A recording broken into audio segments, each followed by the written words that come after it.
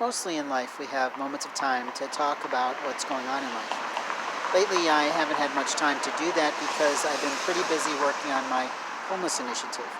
I've taken on the role of trying to find loving people to donate a simple gift.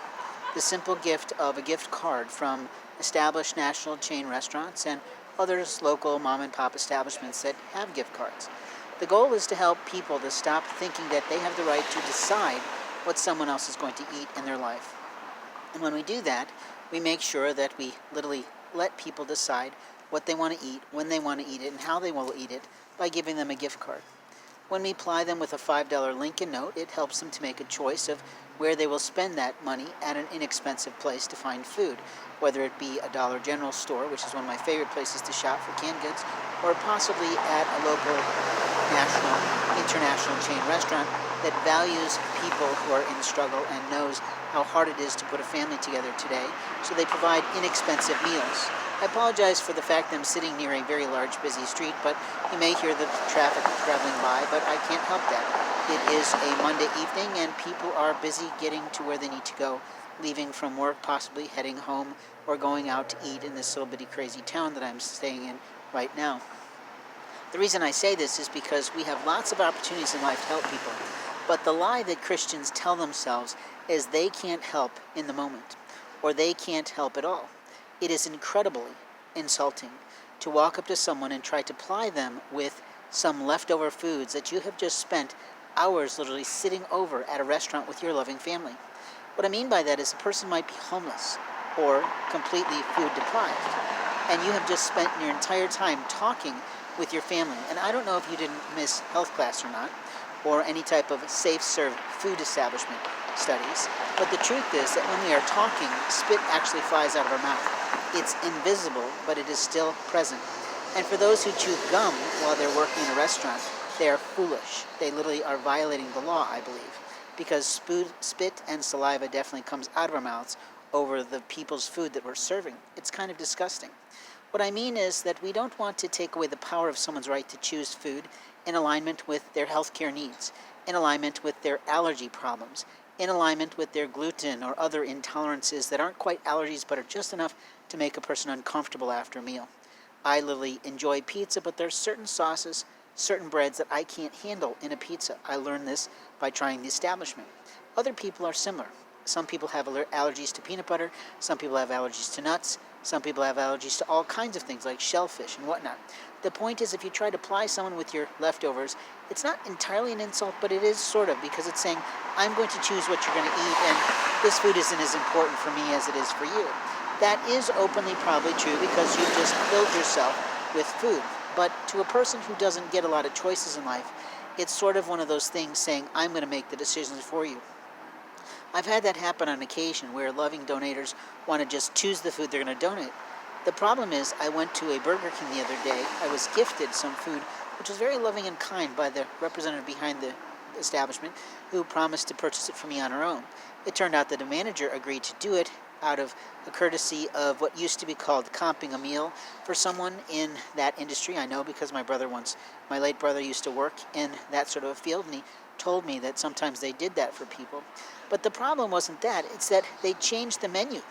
I ordered a particular meal that I knew was not spicy, but when I received the meal in loving kindness, I found it was laden with a very spicy sauce that was on their spicy meals, but not on the meal that I ordered.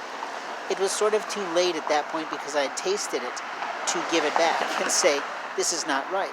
And since I was a guest in their establishment, I didn't feel it was right to do so. It was incredibly difficult for me to digest, and I openly ended up giving up. I just ate the French fries and left. But that was a loving thing she was attempting to do, but someone in their kitchen thought the way to immediately get rid of people like me, I suppose, was to laden the food with spices. Something I've definitely noticed is that Hispanics are sort of changing the flavors of McDonald's menus by adding their own things or increasing the percentages of things that are pretty well established across the land. Something I love that they carry is a chicken sandwich, but I don't like it when it's overly peppered and when it's overly spiced by someone who thinks they're just going to decide what that international corporation is going to do because of their culture and their needs for taste buds. Not mine. So when I talk about these things, I'm talking about real life. But when I have successes like I've had in the past 24 hours of bringing on sponsors, several actually, to the food donation portion of my program for my homeless initiative, which will eventually end in a men's shelter for people like me who are displaced by cybercrime, identity theft, and people who just thought that they were in control of my life in terms of my medical rights and everything else, I'm going to make sure that those type of men who are really trying to get their life back on track have a place to live that is safe, where the players in the community cannot steal from them. It's amazing how the shelter has lockers, but they're literally too small to put a traveling person, if you will, a homeless individual's bags in safely. They would need multiples, and they'd have to collapse the bag to get them in there. So they're all locked down with zip ties and other things, but that means that we are leaving our bags unattended while we sleep. In my case, I had problems with someone constantly stealing my PowerPoint slides that were related to my homeless initiative. I'd be pretty peeved off in the regular business professional realm of marketing and intellectual property to find if that was the actually administrators who are so deprived of intellectual prowess in marketing to have utilized my slides to gain funding for their program. I'm pretty sure a man that's produced his life through foundations and other kind of sponsorial type roles stole some of the material, because each time he was on duty as a late night perpetrator of, if you will, the observation and supervision of the place, something always went missing. I also found that my public membership for other things went missing. Papers that I picked up on my own networking procedures went missing, and openly it became this game of getting things to and from in my snow pants that I would take off when I would lay down to sleep. It was annoying to find all these people from the shelter along my path after that point. It also was a vile act of molestation to find that within the innermost clothing of my clothes, where I kept my documents safe, they had been plied, they had been ripped, and openly they had been betrayed, because now my ID from my state no longer looks like it once did. It looks like some police officer, law enforcement, decided to play with my ID and either update it to their premises of what my life is or shouldn't be under the law, but openly it's a violation of my rights. It's identity theft, and it is a form of cybercrime. You see, there are people like Sheriff who think they have the right to do things to people when they're locked away, and they don't. I had plenty done to me in the moments of incarceration because a judge thought she had the right to require me to take mental health evaluations. The problem was that when a person is homeless and has had a car impounded and stolen by law enforcement, it's a little difficult to get to various places to get an evaluation.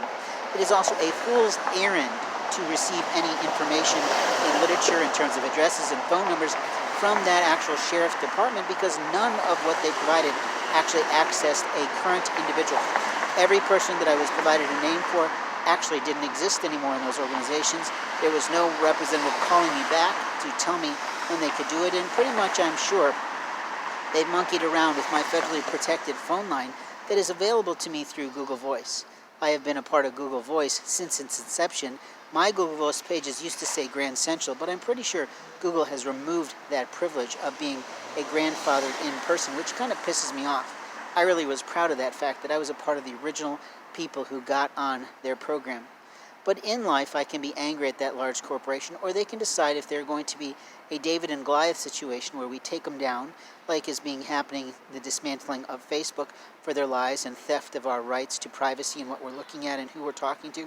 But openly, we have this thing called artificial intelligence that literally can take our phone messages, and now we're being required to say it's okay for these telephones to record our voices, which practically gives any technologist the right to take on any video, any audio that we're putting together, and actually steal the content, re-edit it to say things that it doesn't mean to say, and openly it's sort of a vile thing.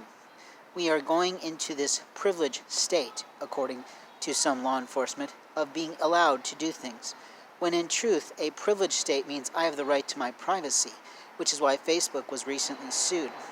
The truth is we all have the right to privacy, but privacy cameras are used twofold. One, to protect people from the thieves, the liars, and the folks that try to dismantle a peaceful society. But at the same time, they are also used by police and other technology geeks to harm a life. It is not it is not lawful under God's laws to lie about someone's life. It is also not lawful under any international human rights law to deny a person technology or communications tools or access to the person they choose to have as a physician. When a person is incarcerated, they allegedly don't have much choice, according to sheriff, but that's not exactly true under federal law. And openly, we all know that international laws and treaties, unless you're an absolute moron about the law, apply to every human being in the state of any nation in which those treaties apply. It is very clear under international law organizations that that is the truth that has been proven. Federal law also applies, which says that we have the right to be prepared in our personhood, paperwork, and property. And what I mean by prepared is that openly we have the right to say things, do things, and be who we are under our choice of what our life is going to be.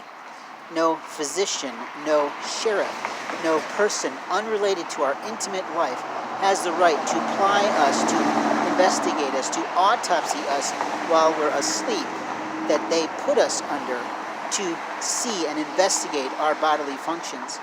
I find it a vile act that the Indian physicians, doctors who come into our mental health and our alleged justice system are doing to people. Now, I'm not saying we should hate these people as a culture or a nation or a race, but I am saying that they come in with different mentalities about the law than probably they've ever been taught in any program of education that somehow allowed them to bring their physician's practice to stay in the land of America as opposed to returning to their home country to take back the medicines they've learned here to their own homes, which desperately need them. You see, there's the difference between how I feel about the law and what other people might feel about the law. Everyone is up in arms openly over the children separated from the parents. Yes, that was a vile act of treason against a family. But before that, there was a righteous indignation about American law that made these people, regardless of their nation, believe that because of their circumstances in their countries, they had the right to lie their way across our borders, bringing children without the proper care, without the proper amount of food, without the proper money, without the proper resources, thinking that the land of America would just open the doors, open-armed them into our society, while they violated our laws on how they can come in. I'm particularly sensitive to this topic because I did everything under the law that I understood, that I was advised, to bring my family from a foreign country here. How they became my family is my business and right to privacy.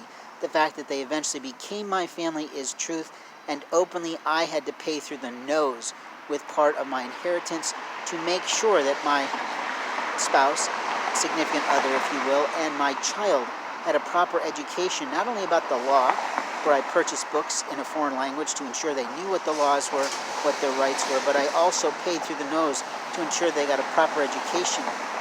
My son has left America and has returned to his home country, and I allegedly have grandchildren, but I don't have the right to talk to him anymore because some police officer thought they would delete my database in a computer that they were harassing regularly. I pretty much know who it was because he stalked me into an Aldi's one day, but I can't complain too much. The Lord provides for me now in a way that they will just sit in awe about. You see, a man who submits all to the Lord is openly in God's house. The house of the Lord might be the name of something special in a person's life, but it also is something special to the Lord. The Lord knows people's souls. The Lord knows who's for who. The Lord knows who is who in the world of his life. The Lord Jesus never said, go stalk a person, go steal from them, go take from them their privacy rights, go take from them their bodily functions, go take from them their repaired ACL, like what happened to me when I was in jail. My ACL was working fine, and the next day I woke up 3 days after I had been set in that cell, 3 days later to find that my ACL was no longer correctly sewn together. I have more difficulty with it now because I'm walking so much. I practically walk from one town to another, much like I walked from the state that I lived in to this state because the one I love apparently put a pledge out to the Lord. Allegedly, this is all submission and permission to provide, but that said, I will marry the man who's walking in Champaign. Well, here I am, walking in Champaign, and where the hell is she? Not paying attention to her promises and her comments privately to the Lord. You see, the Lord plans who is for who. What is what in a person's life is not always within their control, And if her life is not going well, that is not my fault. The police that lie to themselves about the right to monitor, to manipulate, to lie about people's rights to take their property will soon be facing Marines who do their job, if they do their job at all today. My late father, Lieutenant Colonel, taught me about how to love our land. How to be righteous is not what I'm about. How to be right with regular laws that apply to us all is the best we can try to do. I can't profess to know every single code on the Indiana books, but I do know the major laws that govern everything else. You see, every world treaty trumps every federal law, and every federal law trumps every state law, and every state law trumps every local code. So really, what ends up happening is we've got a lot of laws that aren't